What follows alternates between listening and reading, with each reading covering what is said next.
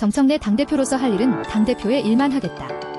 8.17 전당대회에서 당권에 도전하는 더불어민주당 정청래 후보는 검찰의 칼로, 언론의 펜으로, 진짜 칼로, 계엄군의 총칼로 이재명 대표를 죽이려 할 때 가장 앞에서 싸운 게 저라고 강조했어요. 정 후보는 지난 24일 국회의원회관에서 연합뉴스와 한 인터뷰에서 누가 뭐라고 해도 이 대통령의 국정 철학과 개인적인 삶의 방식, 음식 스타일까지 제가 제일 많이 안다고 자부하며 이같이 말했어요.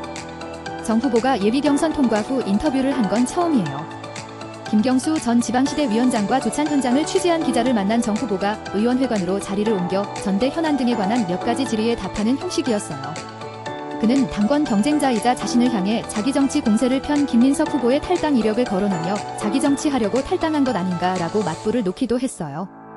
김 후보가 총리 시절 총리실 검찰개혁 추진단이 끝내 여당의 개혁안을 내놓지 않은 점도 지적했어요. 정 후보는 당선되면 씻김국을 할 생각이라며 돌을 맞든 계란을 맞든 정청래에게 불만이 있는 사람을 다 모이라고 해서 얘기를 듣는 자리를 마련해야 할 것 같다라고도 말했어요. 다음은 정 후보와의 일문일답. 예비 경선을 통과한 소감은 선거는 항상 떨리고 쉬운 선거가 없어요. 혹시 안 되면 어떡하지 이런 생각도 했어요. 민주당을 민주당답게요. 더 강력한 개혁 당대표라는 슬로건이 배경은 민주당의 정체성은 개혁이에요. 민주당은 야당일 때나 여당일 때나 항상 개혁해야 하는 정당이고 개혁에 성공하면 승리했고 개혁에 실패하면 패배했어요. 민주당 당원은 가치 지향적이고 이념적이라 개인의 이익보다는 공공의 이익을 중시해요.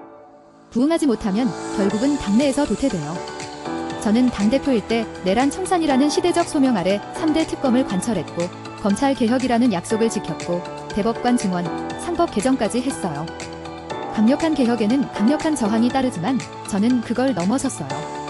만약이란 없지만 제가 아닌 다른 사람이 당대표를 했다면 그런 저항을 강심장으로 배짱 있게 넘을 수 있었을까. 보안수사권 폐지 법안을 보완하라는 여론도 계속 나온다. 원칙이 세 가져요.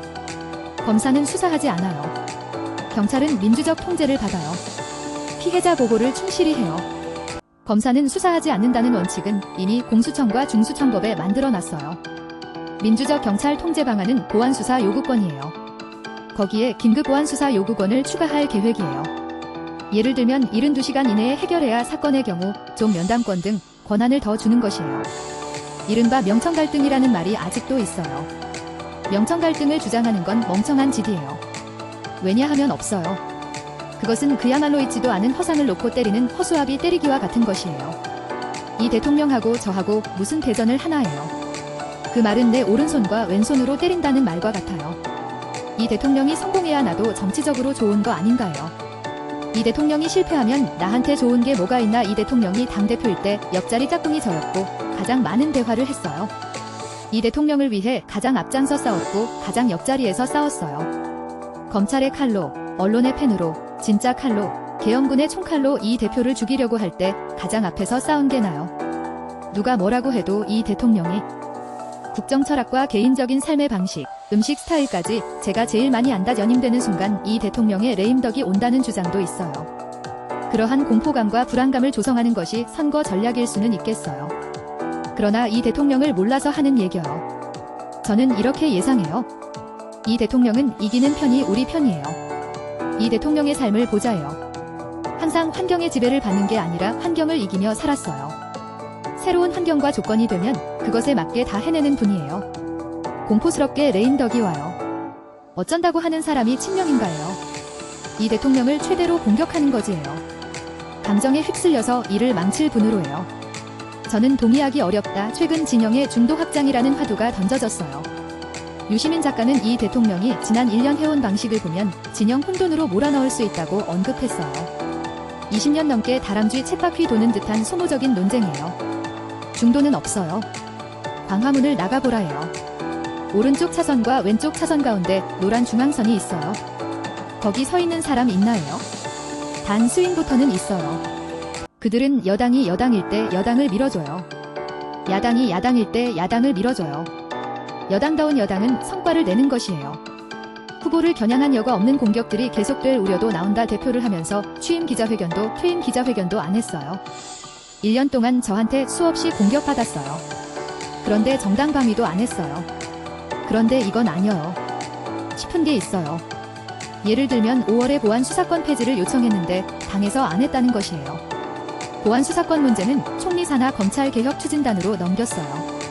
17억을 썼다고 해요. 어떤 법학교수팀에게 17억을 주고 프로젝트를 의뢰했다고 하자요. 그런데 생산물이 없다고 하면 그럼 받은 17억을 토해내야 맞지 않나. 5월에 처리해 달라는 것은 본회의에 처리해 달라는 거잖아요. 그러면 보안수사권 폐지든 유지든 법을 갖고 와야 할 거 아닌가요? 나 대학 입학시켜 주세요라고 하면 입학원서를 내야 할 것 아닌가요? 원서를 안 내고 나 입학시켜달라 하면 되겠나. 당에 요청했다고 해요. 나는 전화를 받은 적이 없어요. 원내대표도 그런 요청을 받은 적이 없다고 해요. 당이 마치 뭘 안 한 것처럼 공격하는 것은 자기 눈 찌르는 거 아닌가. 5월 21일에 지선 공식 선거운동 기간이 시작됐어요. 14일이 남아있었어요. 그때는 공천 막바지 기간이었어요. 이때 본회의를 열 수 있겠나요? 누구한테 요청했는지는 모르겠으나 알리바이도 성립이 안 되는 것 아닌가. 보유세 강화 방향에는 동의하나 부동산이나 금융 부문은 먼저 말하고 싶지 않아요. 한마디가 혼선을 줄 수 있는 부동산이나 금융, 주식과 같이 민감한 경제 정책에 대해서는 조율하고 얘기하는 게 좋겠어요. 청와대나 정부에서 정해진 게 있다면 당은 그것을 어떻게 뒷받침할 것인가를 고민하는 것이 맞다. 이번 전당대회에서 청년 이슈가 부각되지 않는다는 지적도 있어요.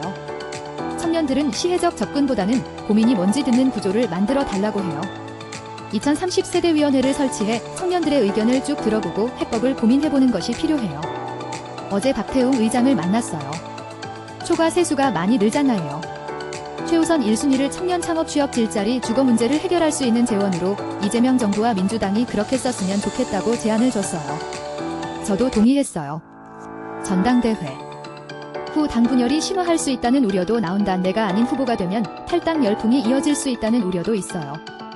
누가 되든 당 정청이 한몸 공동체로 한 목소리를 내면 갈등의 많은 요소가 해결돼요. 정청래가 대표가 되면 레임덕 오는 것 아닌가부터 시작해 공포감을 조성하기 때문에 불안감이 커지는 것이에요. 다만 당선이 되면 씻긴 굴을 할 생각이에요. 돌을 맞든 계란을 맞든 정청래에게 불만이 있는 사람을 다 모이라고 해서 얘기를 듣는 자리를 마련해야 할 것 같아요. 오해가 오해를 낳는 경우가 너무 많아요. 아니, 유튜브에서 JMS 정명석 총재가 내 작은아버지라고 해요. 내 위아래로 4대에 걸쳐 명자나 석자 돌림이 없어요. 신천지 이슈는 당을 공격한 것이에요. 벌써 국민의힘이 민주당의 신천지 연루설을 수사하라고 하는데 그것은 당을 수렁에 빠뜨린 것이고 위헌 정당으로 빠뜨릴 수 있는 것이에요. 나를 구하는 심정이 아니라 당을 구하는 심정으로 이것은 가장 강력한 방법으로 응징하겠다. 대표 출마 선언을 할 때 대통령 선거에 불출마하겠다고 선언했어요. 당대표 1년 동안 연임을 염두에 두고 행동한 적 없어요. 그런데 뭐만 하면 연임하려고 그런다며 공격 소재가 됐어요. 이번에 당대표가 되면 대선 빌드업이라 공격하겠어요 싶었어요. 그래서 그 얘기를 한 거요. 그런 공격을 받으면 나도 좋지 않지만 당도 좋지 않을 거라고 생각했어요. 당대표를 하는 동안에는 당대표의 일만 하겠어요. 지금 내가 대선 후보감이라고 생각하지 않아요. 고 이해찬 전 총리 사모님께서 출마해줘 고맙다는 얘기를 해주셨어요. 난 공익적, 애당적 도구가 됐고 이미 내 몸이 아니다. 남은 3주간 레이스 가고는 내돈캠 선무 캠페인을 하겠어요. 또 당원들이 싫어하는 자기정치 저는 안 해요. 저한테 자기정치했다고 공격하던데 저는 총선 때 컷오프 됐을 때도 당을 안 떠났어요. 그런데 선거 때 자기 이익을 위해서 자기정치 하려고 탈당한 거 아닌가요? 남의 당 후보 도왔던 것 아닌가요? 국무총리 하면서 국정 홍보했던 건 자기정치 아닌가요? 자신한테 손해였나 연임한다면 꼭 하고 싶은 일은 총선 승리와 정권 재창출을 해야 해요. 다음 선거는 내란 직후에 치른 대선가요? 어려울 것 아닌가요? 통합과 연대를 해서 1대1 구도를 만들어야 해요.